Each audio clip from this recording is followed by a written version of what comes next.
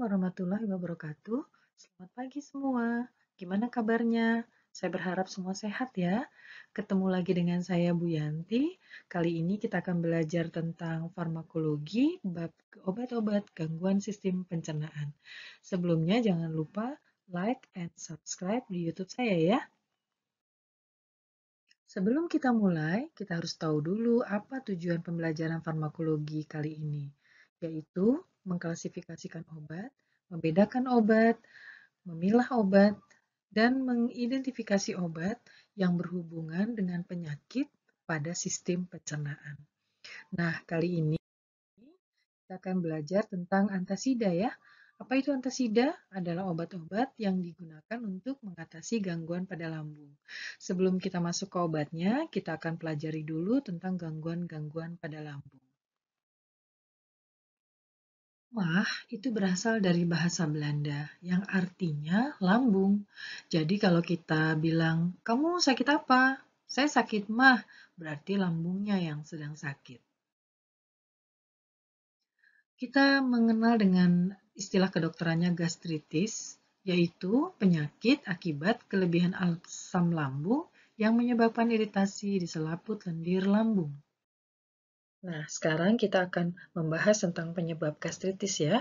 Ada beberapa faktor yang dapat menyebabkan gastritis. Yang pertama adalah makan tidak teratur atau terlambat makan. Kita idealnya adalah makan 3 kali sehari, yaitu sarapan, makan siang, dan makan malam. Ketika di jam-jam makan tersebut tidak diisi oleh makanan, maka asam lambung yang tetap diproduksi akan mengikis dinding lambung sehingga menyebabkan iritasi. Yang kedua adalah stres, di mana stres akan memicu munculnya hormon adrenalin yang salah satu efek samping yang buruknya adalah dapat mensekresi asam lambung, sehingga asam lambung tadi dapat mengikis dinding lambung. Yang ketiga, perokok aktif. Nikotin yang terkandung di dalam rokok itu selain efek sampingnya menyebabkan vasokonstriksi adalah merangsang produksi asam lambung secara berlebihan, sehingga dapat mengikis dinding lambung. Yang keempat adalah infeksi bakteri Helicobacter pylori. Nanti kita akan bahas lebih dalam.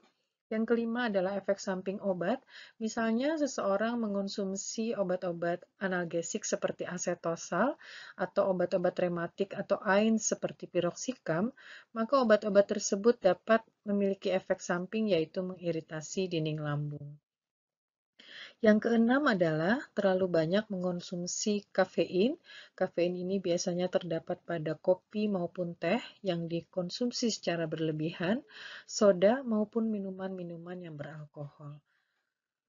Dan yang terakhir adalah berlebihan dalam mengonsumsi makanan yang bersifat pedas, terlalu asam, maupun terlalu banyak mengandung minyak seperti gorengan. Nah, sekarang kita akan bahas tentang gejala gastritis atau gejala MAH ya. Yang pertama adalah perut kembung. Kembung ini terjadi akibat lambung banyak terisi gas yang dihasilkan sendiri oleh lambung, sehingga menyebabkan kembung. Yang kedua, perut mual. Mual ini terjadi baik sebelum maupun setelah terisi oleh makanan, sehingga menyebabkan rasa ingin muntah. Yang ketiga, sering bersendawa akibat gas yang dihasilkan oleh lambung, dengan sendirinya akan menyebabkan sendawa. Yang keempat, nyeri pada ulu hati dan dada yang disebabkan naiknya asam lambung menuju kerongkongan, sehingga dada atau ulu hati terasa panas dan perih, serta nyeri.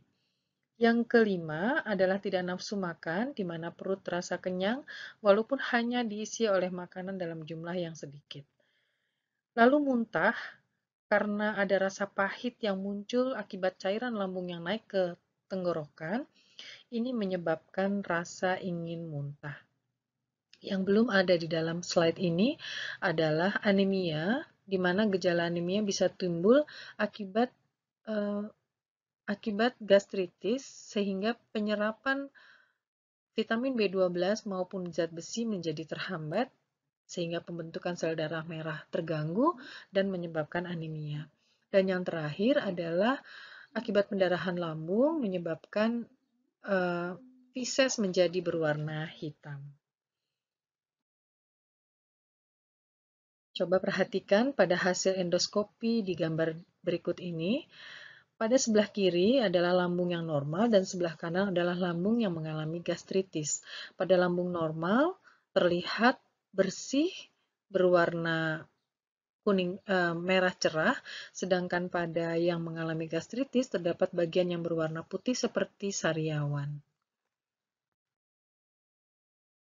Nah, ada satu penyakit yang muncul dan menjadi penyebab utama pada penderita gastritis, yaitu GERD atau Gastroesophageal Reflux Disease.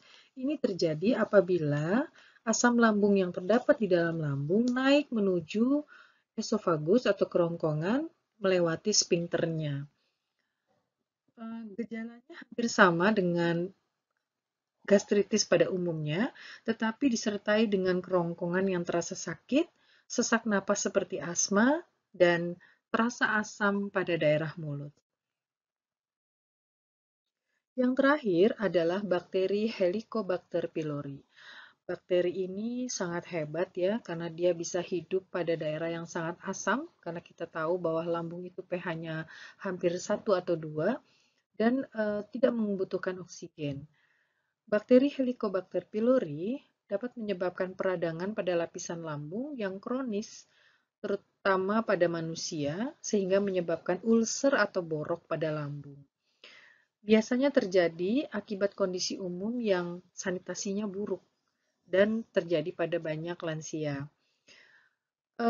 Bakteri ini bisa hidup bertahun-tahun pada lambung seseorang tanpa gejala, tetapi juga bisa menimbulkan gejala yang tanpa disadari oleh penderitanya. Kenapa? Karena gejalanya hampir sama dengan gastritis, hanya saja sering terjadi reflux pada asam lambung, jadi asam lambungnya kembali lagi ke kerongkongan dan itu menyebabkan perih, lalu luka atau ulcer atau borok, dan banyak makanan yang tidak tercerna dengan baik sehingga menyebabkan begah atau sebah setelah makan. Itulah yang bisa saya sampaikan pada hari ini tentang gangguan-gangguan penyakit lambung. Semangat!